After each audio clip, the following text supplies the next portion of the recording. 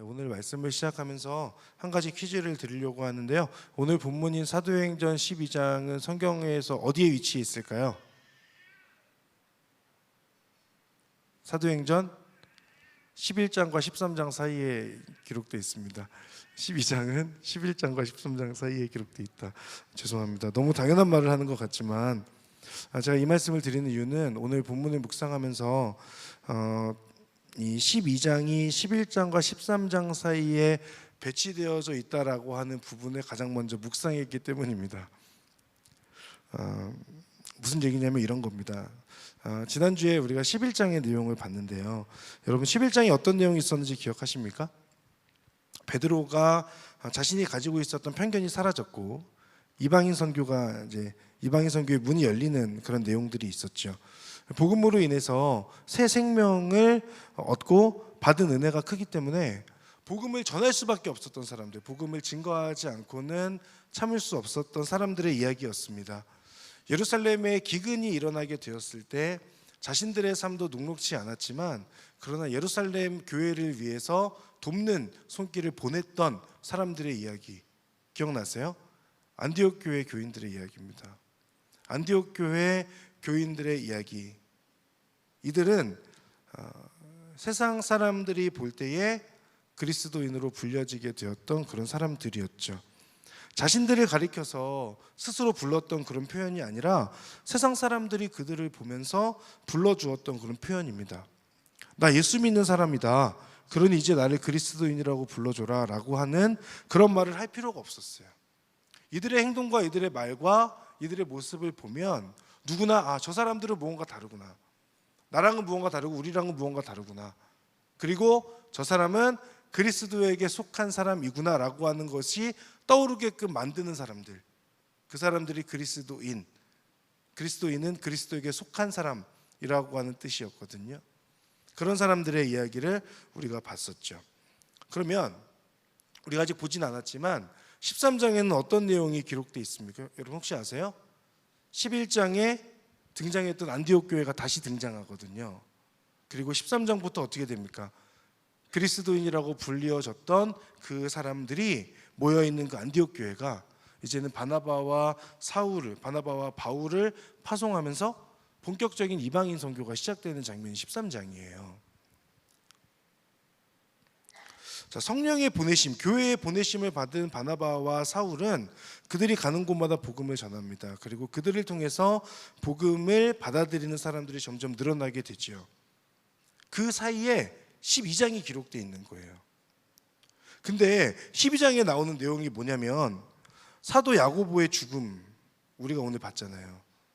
사도 베드로가 감옥에 갇히게 되는 것, 그 가운데 교회가 기도하는 이야기가 그 12장에 담겨 있어요. 잘 읽어보면 11장, 12장, 13장을 잘 읽어보면 11장 이후에 나오는 내용은 12장이 아니라 13장이어야 될 것 같거든요. 11장에서 안디옥 교회를 소개하고 그리스도인이라고 불려진 사람들이 복음을 들고 세상으로 나아가는 것으로 연결되어지면 조금 더 자연스러운 것 같거든요. 그런데 갑자기 12장이 나오는 내용, 뭔가 중간에 껴있는 듯한 느낌을 받은 겁니다. 그러니까 사도행전을 기록한 사람이 누가인데 이 누가가 이 사도행전의 11장과 12장과 13장의 배치를 왜 이렇게 했을까? 라고 하는 그 생각이 든 겁니다. 누가는 지금 이것을 통해서 무엇을 말하고 싶은 걸까? 라고 하는 그 생각을 하게 됐어요. 그래서 제가 12장을 묵상하게 됐고 아까 첫 번째 그런 말도 안 되는 퀴즈를 여러분께 드렸던 겁니다. 11장에서 믿음의 길을 걷고 있는 사람들을 소개했어요. 이 사람들은 이방 지역, 그것도 로마에서 세 번째로 큰 곳이라고 하는 안디옥이라고 하는 곳, 그 안디옥은 로마의 문화가 가득했고 우상 숭배와 죄가 가득했던 곳입니다. 그런데 이 사람들이 예수님을 믿게 되고 나서 흩어진 다음에 자신들이 자발적으로 안디옥이라고 하는 그 도시에 들어가게 되지 않습니까? 그곳에 가서 복음을 증거했던 사람들입니다. 그리고 그곳에서 복음을 전하고 공동체 안에서 바나바와 사울을 통해서 양육을 받게 되면서 안디옥 사람들이 저 사람들 그리스도에게 속한 사람이야 라고 하는 의미로 불러준 표현이 그리스도인이라고 하는 그 표현이었어요. 여러분, 그리스도인의 정체성은 처음부터 교회에서 설정된 게 아니라는 겁니다. 그리스도인이라고 하는 그 정체성은 어디로부터 온 것이냐? 세상 속에서, 그것도 죄로 가득한 세상에 자발적으로 나아간 사람들을 통해서 나왔던 표현이라는 거죠. 이것은 저와 여러분의 부르심이 어디에 있는가? 교회의 부르심이 있는 것이 아니라 교회에서부터 밖을 향해 나아가는 부르심이라고 하는 것을 다시 한번 깨닫게 한다고 저는 묵상했습니다. 그리스도인, 세상 한복판에서 교회가 아닌 세상 속에서 어떠한 모습으로 살아가느냐, 거기에 그리스도인의 정체성의 유무가 달려있다라고 하는 거죠. 사랑하는 여러분, 그리스도인이십니까? 여러분이 속한 곳에서 사람들이 여러분을 보면서 아, 쟤는 그리스도인이야 라고 그렇게 여러분에게 얘기하고 계시고, 여러분은 그 얘기를 듣고 살아가고 계십니까? 저는 이제 방금 J4U 공동체 설교하고 양재교회 앞에서 버스를 타고 왔는데, 버스를 탔는데 되게 익숙한 분 한 분이 그 버스를 타고 있는 거예요. 근데 그분이 누구였냐면 저희 윗집 사시는 그 분이었어요. 막 엄청 편하진 않잖아요. 윗집에 뭐 평소 얘기를 막 잘하는 것도 아니고, 서로 어쩔 수 없는 그 위치에서 눈을 마주치고 안녕하세요 인사하고, 그분이 근데 어디서 만난 분이죠? 라고 저한테 물어서 저 아랫집 사는 사람입니다. 그러고 저희 윗집 사시는 분이지 않습니까? 이렇게 얘기를 하게 됐어요. 근데 저한테 그러는 거예요. 근데 여기 왜 계세요? 저희 집은 장안동인데 어린이대공원 근처인데, 그분이 저한테 여기 왜 계시는 거예요? 이렇게 물어보는 거예요. 그래서 저 여기 교회를 다닙니다. 그랬더니 정말요? 엄청 놀라시는 거예요. 여기에서 뭐 하세요? 그래서 저 여기에서 목사를 하고 있는데요. 그랬더니 그분이 목사님이셨어요? 라고 그렇게 물어보는 거예요. 굉장히 회개가 됐어요. 왜냐하면 이 말씀을 전하고 왔는데 나는 윗집 사는 그분도 내가 교회 다니는 사람이라는 거 이 사람 몰랐구나, 그런 생각이 들면서 너무너무 뭐랄까 부끄럽기도 하고 그런 시간을 보내며 갈렙으로 오고 있었습니다. 저는. 여러분 어떠십니까? 저와 같이 옆에 사는 사람도 그리스도인이라는 것을 모르는 그런 삶을 살고 계십니까? 아니면 여러분 옆에 있는 사람들이 여러분을 보면서 저 사람 정말 그리스도인이구나 라고 하는 그 생각을 들게끔 하는 삶을 살고 계십니까? 여러분, 그리스도인, 그리스도께 속한 사람 되시기를 주님의 이름으로 축복합니다. 세상 속에서 삶으로 그리스도를 전하는 사람, 바로 우리가 그리스도인임을 기억할 수 있기를 바랍니다. 죄로 가득한 세상의 한복판에서 복음을 살아내고 복음을 전하는 자가 되는 것, 교회 안에서 공동체를 이루고 말씀과 성령 안에서 양육을 받으면서 성장하고 성숙해 가면서 주는 것이 받는 것보다 복이 있다라고 하는 그 예수님의 그 말씀을 기억하며 사랑을 베푸는 삶을 살아가서 세상이 우리를 보면서 이들은 무언가 다르구나 라고 깨닫게 하는 사람, 저와 여러분이 걸어갈 길, 우리가 걸어가야 하는 길임을 우리가 함께 기억할 수 있기를 바랍니다. 진짜 중요한 건 뭐냐면 그 다음에 이어지는 내용이 12장이라고 하는 데 있어요. 믿음의 씨름을 하며 살아가는 사람들에게 11장 이후에 12장에서 무엇을 얘기합니까? 시험이 있다는 이야기를 하는 거죠. 믿음으로 살면, 하나님을 추구하는 삶을 살면, 하나님을 잘 믿고 살아가면 무언가 꼬인 것 같았던 내 인생이 풀릴 것 같고, 원하는 것도 다 얻을 수 있을 것 같은, 그래서 정말 꽃길만 걷는 것 같은 그런 인생이 될 것 같은데, 오늘 누가는 사도행전의 그 배치를 통해서 그렇지 않다는 것을 알려주고 있죠. 예수님을 잘 믿지만, 그 믿음 안에서 살아가고 있지만, 그러나 여전히 우리에게는 시험이 있다라고 하는 것. 여러분, 12장의 첫 번째 시작이 무엇이었습니까? 헤로드 왕의 등장이었잖아요. 오늘 우리가 봤던 11장에서 이어지는 12장의 내용을 그리스도인이라고 불리는 사람들이 그리스도인으로서 이렇게 살았다, 그러니 여러분들도 사십시오 라는 것으로 연결이 되면 우리도 좀 뭔가 힘을 얻을 텐데, 그 내용이 아니라 갑작스럽게 헤롯이라고 하는 나쁜 놈이 나와요. 그리고 그 헤롯을 통해서 겪게 되는 어려움을 소개하고 있어요. 사람들이 체포됩니다. 사도 야고보가 거기서 죽임을 당해요. 예루살렘 교회의 기둥이라고 하는 사도 베드로는 지금 감옥에 갇히게 되는 그런 상황을 설명하고 있습니다. 여러분, 우리가 믿음의 선택을 하며 하나님께서 기뻐하시는 길을 걸어가고 있어도 우리에게 시험은 여전히 있어요. 내가 예수님을 믿는데 왜 나에게 시험이 있지? 왜 내 삶은 이렇게 어렵지? 라는 그런 생각을 하고 있지만, 초대교회에 살아가고 있었던 사람들, 믿음으로 살았던 사람들, 우리보다 훨씬 더 훌륭한 믿음을 가지고 삶을 살아냈던 그 사람들도 그 안에서 경험되어지는 시험과 어려움이 있었다라고 하는 거죠. 우리가 믿음의 삶을 살아간다고 해서, 하나님을 선택하고 살아간다고 해서 삶의 어려움과 시험이 사라지는 것이 아니다. 대신 우리 안에 찾아오는 어려움과 시험이 나 혼자서 겪는 것이 아니라, 혼자 감당하는 것이 아니라 하나님과 함께 그 시간에 버티고 이겨낼 수 있는 것이 아닌가. 여러분, 시험과 어려움이 없으면 당연히 좋죠. 삶의 고난이 없으면 너무 좋죠. 그러나 우리가 살아가는 데 있어서 시험과 어려움이 나를 힘들게 한다고 해서, 내 인생이 꼬이고 잘 풀리지 않는 것 같다고 해서 하나님께서 여러분을 그대로 내버려 두신 것이 아니라는 것을 기억하실 수 있기를 바랍니다.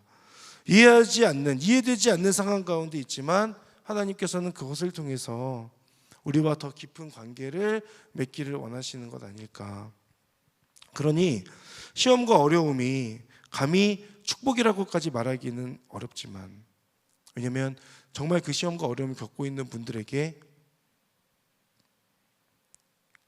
축복이라고 말할 수는 없는 것 같습니다. 축복이라고까지 말할 수는 없지만, 그러나 그 시험과 어려움이 나를 포기하지 않으시는 하나님의 손길이다라고 분명하게 말씀드릴 수 있을 것 같아요. 혹시 이 자리에 나는 예수님을 믿으려고 노력하고 있고 나름 괜찮게 믿음 생활을 하고 있는 것 같은데 왜 이렇게 힘들고 내 인생에 답이 없는 걸까 생각하고 있는 분이 이 자리에 계신다면, 여러분, 예수님과 함께 시간을 보내며 예수님 가장 가까이에 있었던 야고보가 순교하는 모습을 보면서, 교회에 속한 사람들이 잡혀가고 베드로도 감옥에 붙잡혀가는 그런 모습들을 보면서, 믿음으로 산다고 해서 시험이 없거나 어려움이 없는 것이 아님을 기억하실 수 있기를 바라고, 초대교회 사람들은 그럼에도 불구하고 믿음을 버리지 않았다. 그 가운데 오히려 더 담대하게 나아가고 다시 눈을 들어 주님을 바라보는 선택을 했다라고 하는 것을 우리가 기억하며, 우리도 그들과 동일한 믿음의 결단이 있는 시간이 될 수 있기를 주님의 이름으로 축복합니다. 이 부분에서 한 가지 더 기억했으면 하는 것은, 헤롯과 같은 그런 나쁜 놈은 계속해서 나를 괴롭히고 시험에 빠뜨리고 주저앉게 한다는 점입니다. 우리가 믿음의 길을 걸어가고 있는데 나의 그 믿음을 흔들고 어려움을 겪게 하는 헤롯과 같은 것들이 계속 내 안에 있다는 거예요. 바라기는 그 헤롯과 같은 나를 계속 시험에 빠지게 하고 어렵게 하는, 고난 가운데 있게 하는 어떤 그런 존재, 그것이 무엇이든 그것에 무릎 꿇지 않는 우리 모두가 될 수 있기를 바랍니다. 그리고 이어지는 3절에 가서 보면 베드로가 잡혀서 감옥에 들어가게 되거든요. 헤롯이 베드로를 잡은 이유가 설명되어 있습니다. 이 일을 유대 사람들이 기뻐하는 것을 본 헤롯이라고 되어 있죠. 지금 헤롯의 관심은 어디에 있느냐? 대중들의 인기를 얻는 것에 있습니다. 그래야 자신의 자리가 안전하죠. 그리고 순조롭게 통치할 수 있기 때문이죠. 자신을 위해서, 그리고 자신의 통치자로서의 욕망을 채우기 위해서 하고 있는 행동입니다. 그래서 믿음의 길을 걸어가는, 의의 길을 걷고 있는 사람을 방해하고 죽이기까지 하는 거죠. 우리를 시험에 빠지게 하는 헤롯과 같은 존재, 헤롯과 같은 것들의 특징입니다. 믿음의 길을 걸어가는 우리의 발목을 잡아요. 다시 좀 잘 믿고 싶고 하나님을 향한 신뢰를 고백하고 싶은데 한 번씩 우리의 발목을 잡으며 다시 무너지게 만드는 것들이 있습니다. 그리고 이 베드로가 우리가 곧 보겠지만 감옥에 갇히게 되었을 때 철저하게 베드로 쇠사슬로 묶고 4명이 4조로 나뉘어서 베드로를 지키지 않습니까? 헤롯을 통해서 그런 일이 일어나지 않습니까? 그것들을 보면서 깨닫게 되는 건, 헤롯으로 인하여서 오는 시험과 어려움 같은 것들이 생각보다 이겨내는 게 어려울 수 있겠다는 생각이에요. 그러니까 우리를 찾아오는 헤롯과 같은 그런 어려움, 나를 힘들게 하는 것들이 진짜 나를 올가매고 있을 수 있고 자유롭지 못하게 할 수 있고 계속해서 발목을 붙잡는 것 같은 그런 어려움을 우리에게 준다라는 거죠. 그렇기 때문에 우리가 기억해야 될 건 나에게 있어서 나를 힘들게 하고 내 발목을 잡는, 믿음의 발목을 잡는 것 같은 해롭과 같은 것이 무엇인지를 파악할 수 있어야 되는 거예요. 여러분, 옆에 있는 사람은 그걸 모르는데 나 자신은 어느 정도 알거든요. 내 믿음의 발목을 잡는 게 무엇인가, 해롭과 같은 것이 무엇인가, 나를 힘들게 하는 게 뭔가, 하나님을 위해서 전적으로 헌신하고 싶은데 내 던지지 못하게 하는, 주저하게 만드는 그 무엇, 그것들 앞에서 포기하며 마음을 놔버리는 것이 아니라 오히려 헤롯과 같은 존재가 있기 때문에 주님을 더욱 바라보고 주님을 의지할 수 있는 저와 여러분들이 될 수 있길 바랍니다. 자, 보세요. 세상 속에서 그리스도인으로 살아가는 것이 우리의 정체성이다라는 것, 그리고 그 가운데 나를 힘들게 하는 헤롯이 있다는 것, 믿음의 길을 걸어가도 나만의 헤롯은 여전히 있다라고 하는 것, 그리고 나의 헤롯과 같은 것을 경계하고 그 존재의 마음을 빼앗기지 않는 것. 누가가 12장을 11장과 13장 사이에 배치해둔 이유가 아닐까. 믿음으로 살아가지만 그러나 그 믿음의 여정 가운데 여전히 시험이 있습니다. 복음을 증거하는 데까지 나아가기 위해서 우리가 겪게 되는 시험이 있고 넘어가야 될 산이 있다. 그러면 그 가운데 어떻게 대처할 것이냐, 그리스도인으로서 믿음의 씨름을 하면서 겪게 되는 시험과 어려움을 겪을 때 어떻게 반응하고 어떻게 이 부분을 극복하고 이겨낼 수 있을 것인가. 5절의 말씀 함께 읽겠습니다. 5절 같이 읽겠습니다. 시작.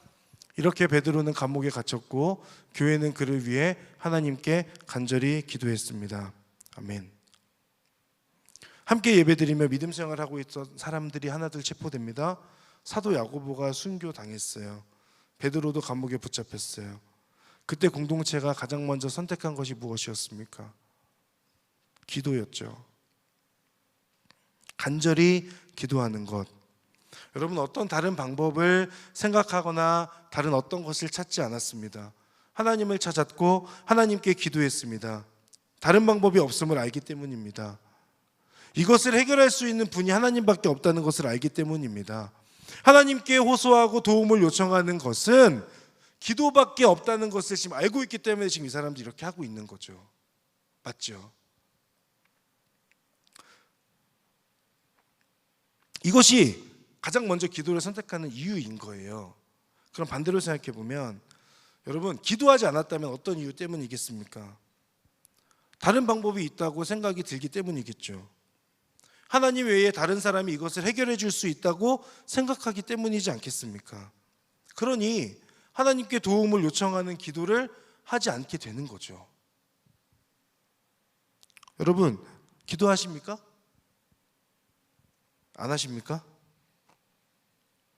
내 삶의 어려움을 해결할 분이 하나님밖에 없다라고 하는 그 사실 여러분 믿으십니까? 그런데 기도하지 않으십니까?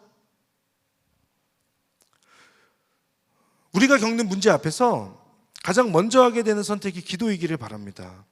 생각이 앞서서 스스로 방법을 찾고자 노력하거나 어떤 그 문제 앞에서 다른 어떤 사람이 먼저 생각나서 그 사람에게 조언을 구해야 되겠다라고 생각하게 되는 것이 아니라 하나님 앞에 나아가서 엎드리는 것을 가장 먼저 선택할 수 있는 믿음의 사람, 그리스도인이지 않겠습니까? 공동체도 동일합니다. 5절의 간절한 기도라고 하는 그 기도는 개인의 기도가 아니잖아요. 교회가 함께 기도해야 되잖아요. 개인도 기도하고 공동체가 함께 기도했던 겁니다. 같은 마음으로 같은 간절함으로 기도하고 있는 것.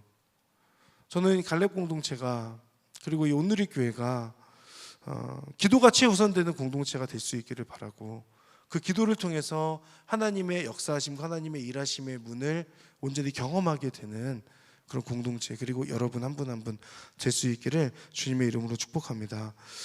베드로가 감옥에 갇히자 공동체는 그를 위해 간절히 기도했다고 했어요. 근데 그 기도는 베드로가 감옥 안에서 너무 힘들지 않기를 위한 기도였을 겁니다. 사도 야고보처럼 베드로도 죽지 않기, 죽임당하지 않기를 위한 기도였을 겁니다. 베드로가 속히 풀려나기를 간구하는 기도였겠죠. 그런데 독특한 건 뭐냐면 정작 베드로는 쇠사슬에 묶인 채로 잠들어 있다는 부분이에요. 제가 베드로였다면 나도 야고보처럼 죽을 수 있겠다라는 생각했겠죠. 불안했겠죠. 그러면 잠들기는커녕 살려달라고, 풀어달라고 그 사람에게 얘기하지 못한다 해도 적어도 양심 있는 그리스도인이라면 하나님께 기도했겠죠. 그런데 지금 베드로는 자고 있어요. 대단한 믿음입니다. 피곤해서 잠들었을 수 있다 생각할 수 있지만 여러분, 누가 죽음 앞에서 피곤하다고 잠잡니까? 잠든 베드로 하나님 믿었기 때문이죠. 그 믿음으로 마음에 평안함이 있었기 때문입니다. 마치 폭풍우가 몰아치고 빗물인지 바닷물인지도 모르겠지만 어쨌든 배에 물이 차고 있는 그 상황 가운데서 주무시고 계셨던 예수님처럼 지금 베드로는 어쩌면 당장이라도 죽을 수 있는 것 같은 그 상황 앞에서 평안하게 잠들어 있다.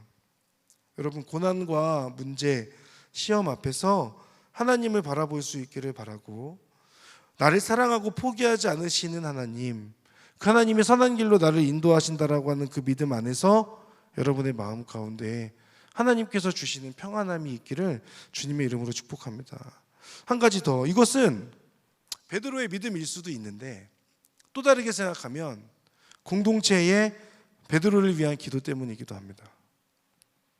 베드로를 위한 하나님을 향한 간절한 공동체의 그 기도가 베드로가 감옥 가운데에서 잠을 잘 수 있었던 이유이기도 한 것이죠.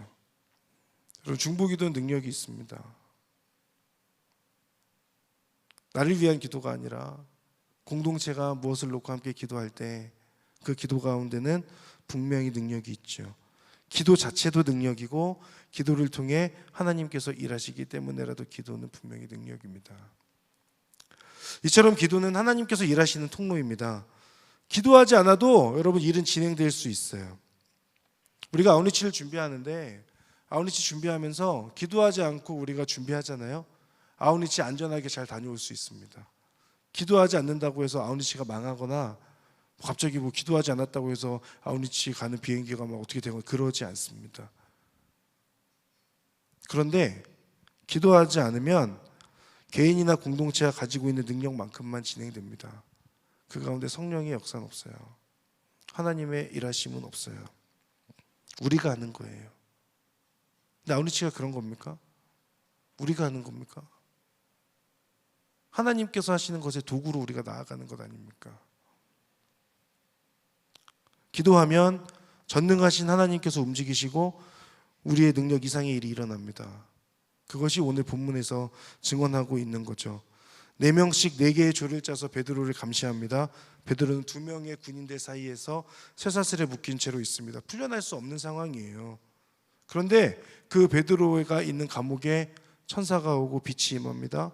그 천사가 베드로의 옆구리를 찔러서 깨우면서 일어나라고 말하고 베드로를 묶고 있던 쇠사슬이 풀려나고 그 이후 베드로는 천사 인도에 따라 감옥에서 나오게 되죠.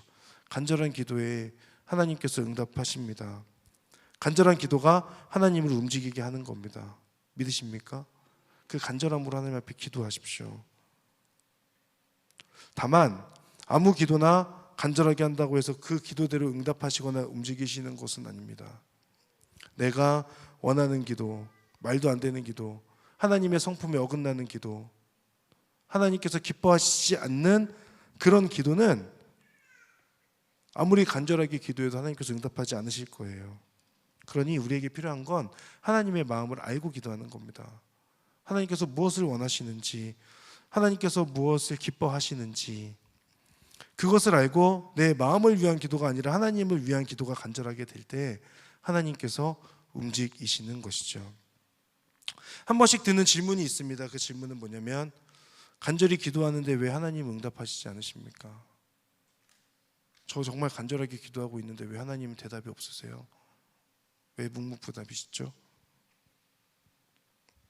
저도 몰라요. 잘 모르겠어요. 그걸 알면 저도 너무 좋을 것 같아요. 근데 그 질문 앞에서 한 가지 답을 할 수는 있어요. 성경적인 대답, 주님께서 알려주셨던 내용, 먼저 그의 나라와 그의 의를 구하라. 분명히 제가 지금 이 얘기를 할 때 누군가의 이 자리에 계신 분들의 마음에는 또 저 소리 한다고 생각하시는 분이 분명히 계셨을 거예요.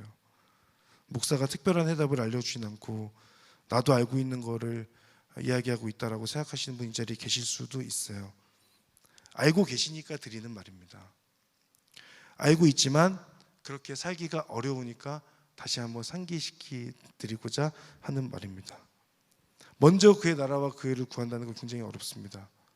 내 삶에 어려움이 찾아오고 있는데 그 가운데에 내 문제보다 하나님의 나라와 먼저 그 의를 구한다고? 그러면 하나님께서 내가 기도하는 모든 것을 다 이루어 주신다고? 당장 내 앞에 펼쳐져 있는 그 상황이 너무 힘든데 하나님의 나라와 하나님의 의를 어떻게 먼저 구합니까? 그런데 예수님께서는 그 어려운 것을 하라고 말씀하시는 거잖아요. 그러니 우리에게 주어져 있는 미션은 그 기도의 이유와 초점을 나한테 맞추는 것이 아니라 나에서 하나님으로 바꾸게 되는 거죠. 그러면 응답이 없는 기도는 없어요. 하나님의 모든 일하심과 선택은 나를 선한 길로 인도하시기 때문입니다. 그러니 내가 기도했지만 하나님께서 이루어 주시지 않는다라고 하더라도 그 나를 선한 길로 인도하시고 하나님께서 나를 사랑하신다라고 하는 분명한 확신이 우리 가운데 있다면 그 기도 가운데 응답받지 못하는 기도는 없는 겁니다. 지금 나에게 주시는 것이 가장 좋은 하나님의 응답이기 때문에 그런 거죠. 여러분, 하나님을 여러분의 하나님으로 신뢰할 수 있기를 바랍니다. 초자연적인 사건들이 연속적으로 일어나고 결국 베드로는 지금 감옥에서 나오게 되죠. 그 후에 베드로가 하는 고백이 굉장히 인상적인데 우리 11절 말씀 함께 보도록 하겠습니다. 11절 제가 읽겠습니다. 그제야 비로소 베드로는 정신이 들어 이제야 분명히 알겠다. 주께서 천사를 보내 헤롯의 소나기와 유대 사람들의 모든 기대에서 나를 구해 주셨다라고 말했습니다. 여러분, 이제야 분명히 알겠다. 무엇을 안다는 겁니까? 자신이 감옥에서 탈출했다는 것, 하나님께서 구해 주셨다는 것을 아는 거죠. 그런데 또 한 가지 알게 된 게 있죠. 하나님께서 일하셨다는 겁니다. 하나님께서 움직이셨다는 겁니다. 여전히 나는 하나님의 손에 붙들려 있다라고 하는 것이죠. 그러니 풀려난 내가 이대로 있을 것이 아니라 다시 하나님께 나를 던져서 하나님을 위해 헌신하는 삶을 살아야 되겠다라고 하는 그것을 알게 된 거죠. 마지막 장면에 가서 보면, 우리가 읽었던 17절에 가서 보면 베드로가 풀려나서 왔는데 베드로를 맞이하는 사람들이 막 좋아하잖아요. 근데 조용히 하라고 얘기한 다음에 소식을 전해주라고 하고 본인은 다른 데로 갑니다. 어디로 갔을까요? 자신이 풀려난 이 이야기를 가지고 어딘가로 가서 전해야 될 거 아닙니까? 마음에 그 열정이 가득했겠죠. 그러니 지금 베드로는 알고 있는 거예요. 아, 감옥에서 나오는 나는 하나님께서 나를 인도하셨구나. 하나님께서 개입하셨구나. 하나님이 내 삶을 인도하시는구나. 여전히 나는 감옥에서 풀려난 지금도 하나님의 손에 붙들려 있는 거구나. 이대로 있으면 안 되겠다.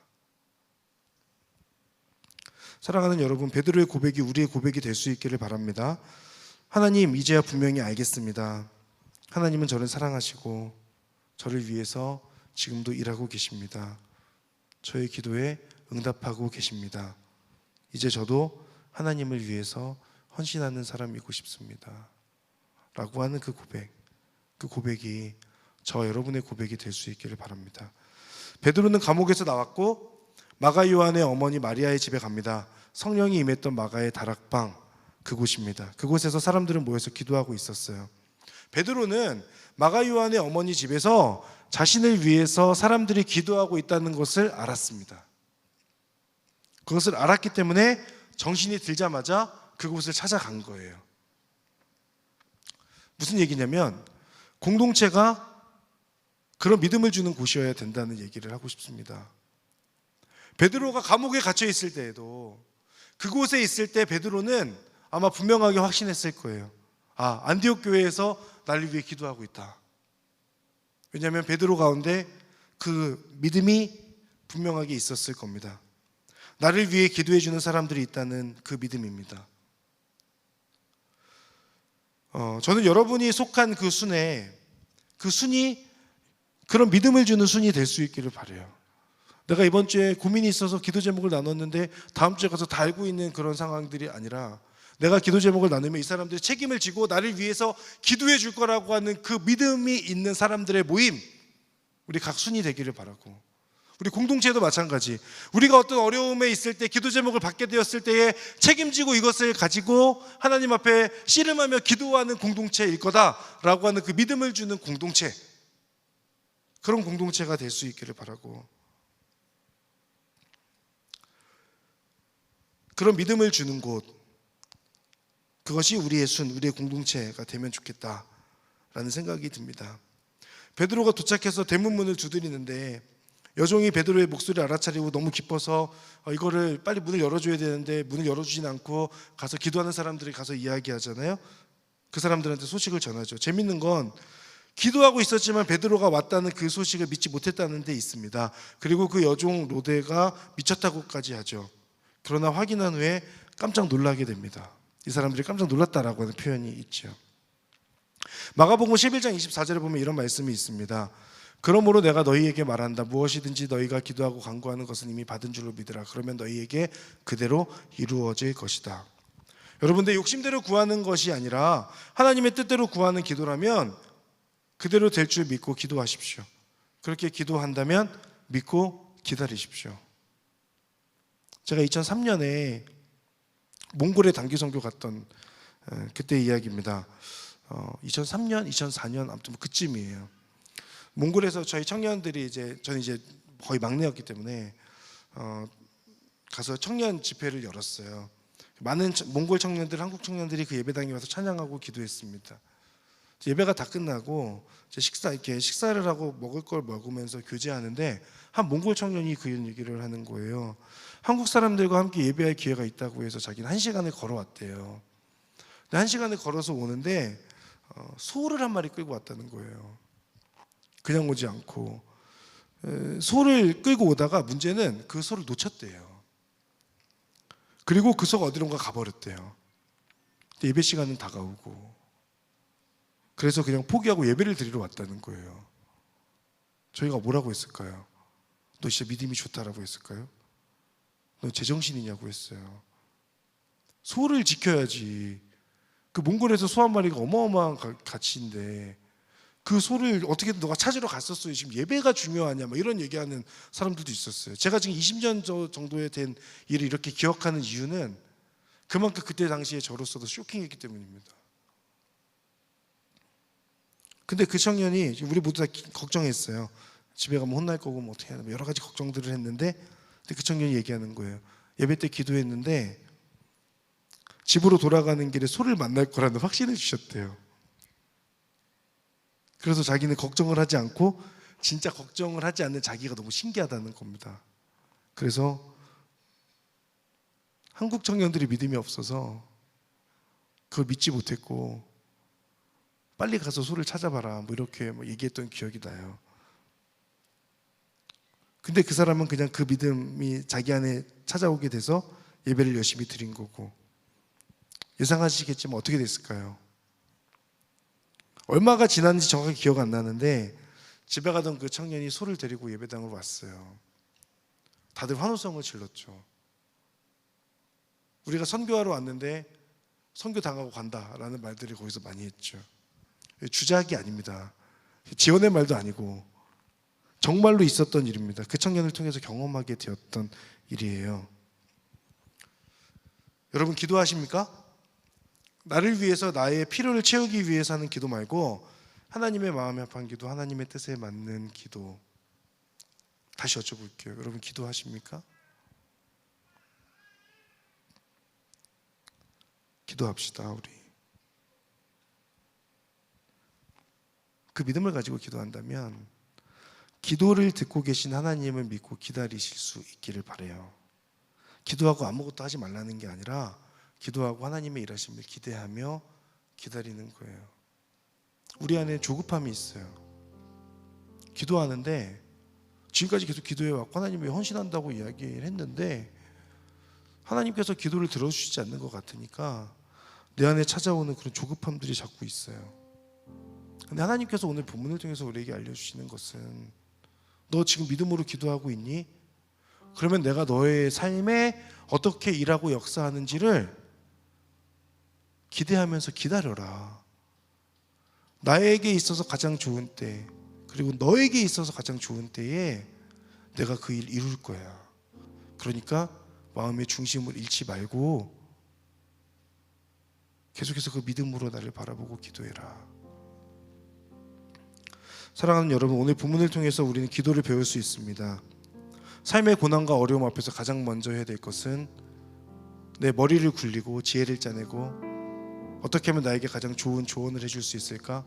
이 사람을 찾아가면 내가 좀 인맥을 통해서 도움을 얻을 수 있을까를 생각하며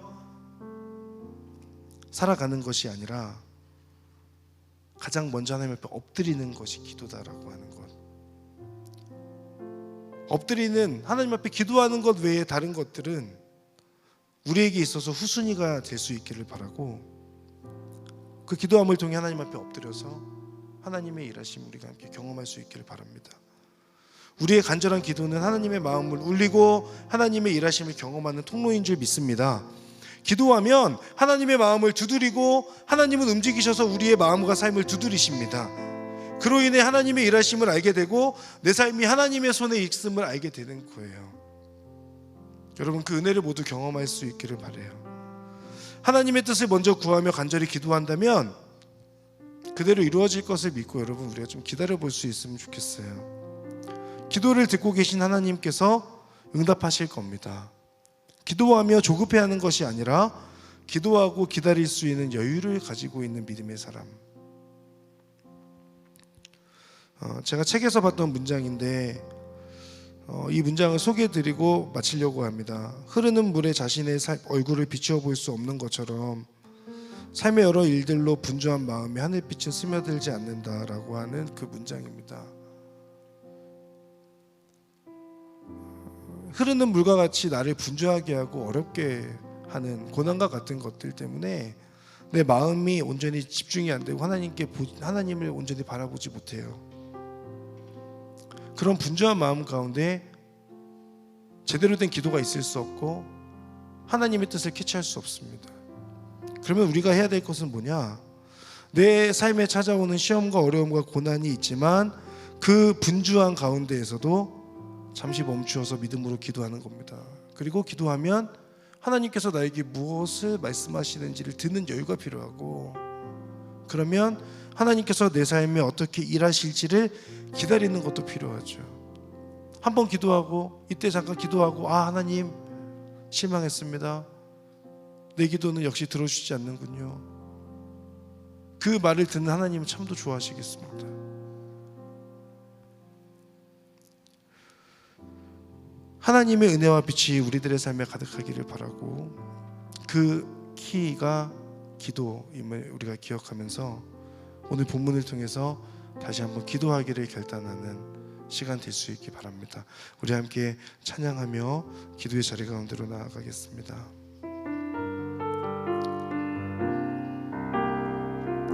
왜 슬퍼하느냐?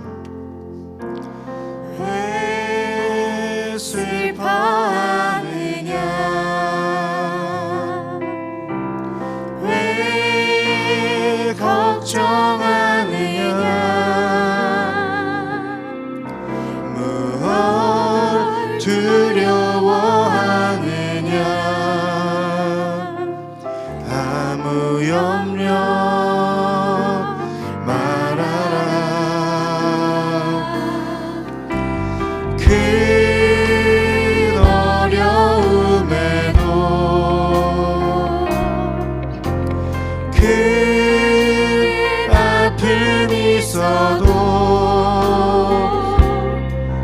이제 아무 걱정하지 마. 내가 늘 붙들어 주리. 내가 너와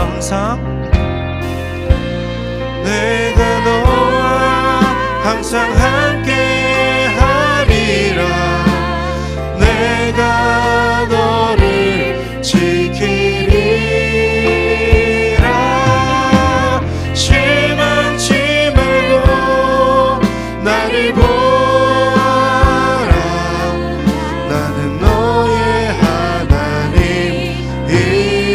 내가 너와 항상 함께하리라.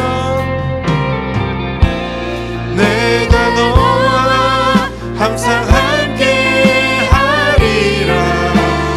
내가 너를 지키리라. 실망치 말고 나를 보아라.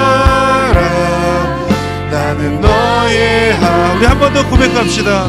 내가 너와 항상 함께하리라.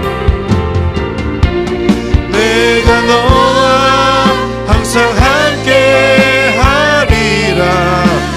내가 너를 지키리라. 실망치 말고 나를 보아라. 나는 너의 하나님이라. 이 시간에 함께 기도할 때에 먼저 한 가지 결단하며 기도합시다.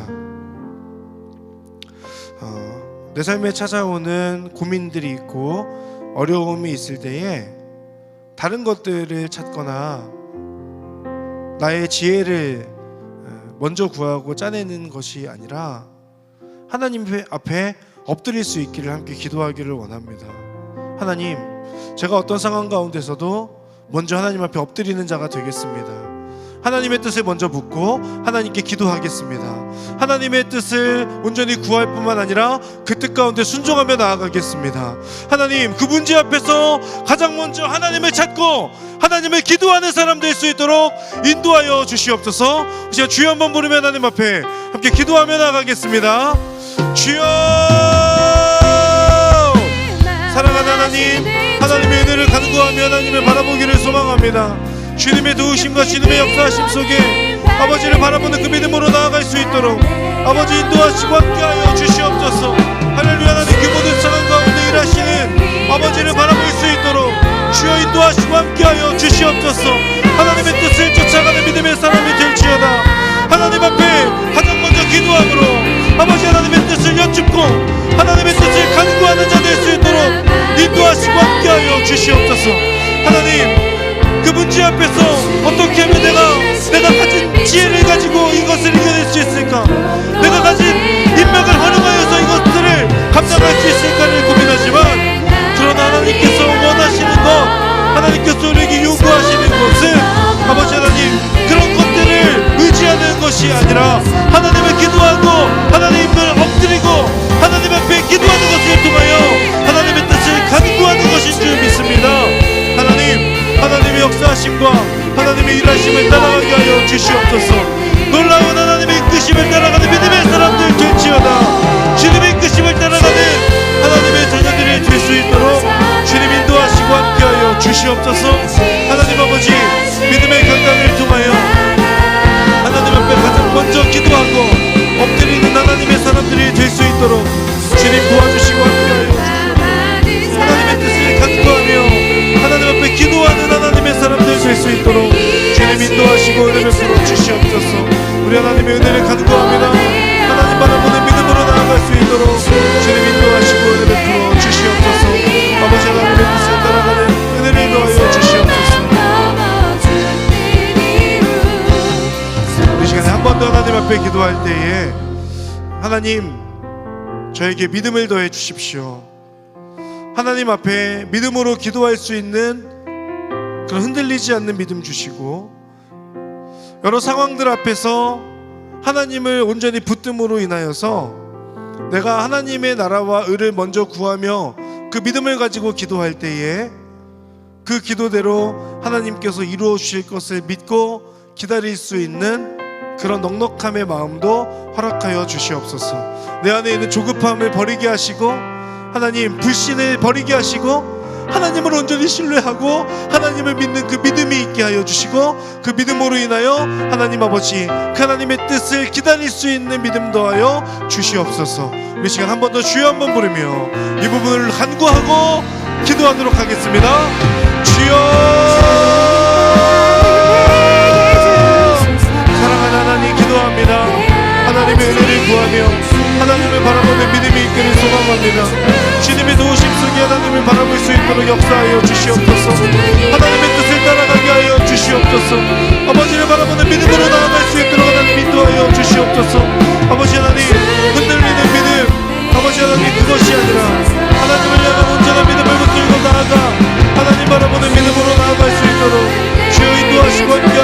주시옵소서. 하나님 그 모든 시간 가운데 인도하신 하나님의 은혜를 붙잡고 아버지 하나님 그 가운데 믿음을 잃어버리지 않도록 하나님의 나라와 의를 먼저 구한다면 그 믿음을 통하여서 하나님께서 일하실 것을 확신하며 하나님 그 확신 안에 아버지 하나님의 뜻을 기다리는 여유와 하나님 또한 그 담대함이 있도록 주님 인도하시고 함께하여 주시옵소서.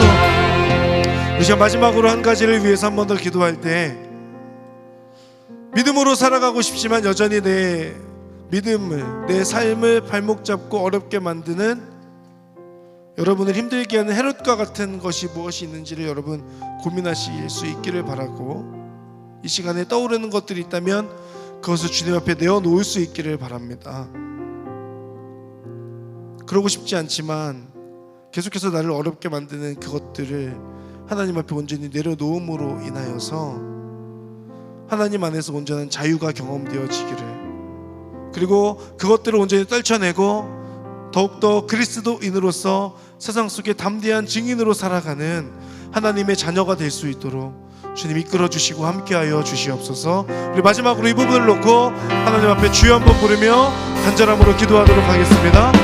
주여, 사랑하는 하나님 기도합니다. 하나님의 은혜와 뜻을 간구하며 나아갑니다. 아버지를 바라볼 수 있도록 주님 인도하여 주시고 하나님의 역사하심을 따라가는 하나님의 사람들이 될 수 있도록 주님 이끄시고 함께하여 주시옵소서. 아버지 하나님, 내 믿음의 걸음을 어렵게 만드는 하나님, 내 믿음의 그 발목을 잡는 헤롯과 같은 것들을 아버지 깨닫게 하여 주시고 그것들을 하나님 앞에 온전히 내려놓음으로 인하여 하나님께서 해결하여 주시는 것을 온전히 경험하게 되는 하나님의 사람들이 될 수 있도록 주여 인도하시고 함께하여 주시옵소서. 아버지 하나님, 내 힘으로 할 수 없어서 하나님의 은혜를 구합니다. 내 능력으로 감당할 수 없어서 하나님의 도우심을 구합니다. 나에게 있는 것이 아니라 하나님께서 도와주실 때에 하나님 그 믿음의 씨름 앞에서 승리할 수 있는 줄 믿사오니 하나님, 저에게 믿음을 더하여 주시고 하나님의 은혜를 더하여 주시고 하나님 아버지 능력을 더하여 주시옵소서. 아버지, 하나님의 뜻을 쫓아가는 믿음의 사람들 될지어다 하나님의 은혜를 붙들고 나아가는 자들 될 수 있도록 은혜 베풀어 주시옵소서. 사랑하는 하나님, 하나님을 잘 믿고 싶고 하나님을 신뢰하며 살아가고 싶고 하나님 안에 온전히 속한 자로 살아가고 싶은데, 때로는 그 초대교회의 그 교인들을 박해하였던 헤롯과 같은 것들이 계속해서 우리의 발목을 잡습니다. 하나님 도와주십시오. 내 힘으로 할 수 없어서 하나님의 은혜를 구하고 내 능력으로 감당할 수 없어서 하나님의 도우심을 구합니다. 그런 것들로부터 자유로워지고 떨쳐내므로 온전히 자유하여져서 그리스도의 담대한 증인으로 거듭남을 경험하는 우리 한 분 한 분 될 수 있도록 인도하여 주시옵소서. 가장 먼저 하나님 앞에 엎드리는 선택을 하게 하여 주시옵소서. 아버지 앞에 기도할 때 하나님께서 어떻게 일하시는지를 온전히 경험하게 되는 인생 될 수 있도록 은혜 베풀어 주시옵소서. 그렇게 행하신 하나님의 이름을 찬양합니다. 감사드리며 예수님의 이름으로 기도합니다. 아멘.